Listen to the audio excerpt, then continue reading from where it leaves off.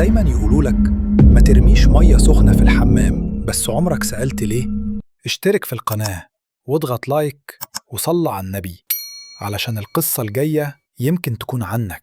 ويلا نبدأ الحكاية. في بيوت كتير في مصر الأهالي بينبهوا ولادهم إياك ترمي مية سخنة في الحمام من غير ما تقول بسم الله. واحد شاب استهتر بالكلام وفي نص الليل رمى جردل مية مغلية في بلاعة الحمام. في ثواني سمع صرخة مخيفة طالعة من تحت، ومن اللحظة دي حياته اتغيرت. ابتدى يشوف كوابيس كل ليلة، إيده تتحرك لوحدها. الأغرب كل ما يدخل الحمام يحس كأن في حد واقف وراه بيتنفس.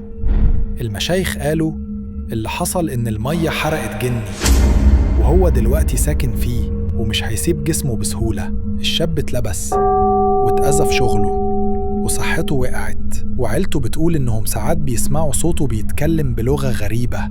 ومن يومها الكل في البيت بيقول لو دخلت الحمام ما ترميش مية سخنة أبداً من غير ما تذكر اسم ربنا.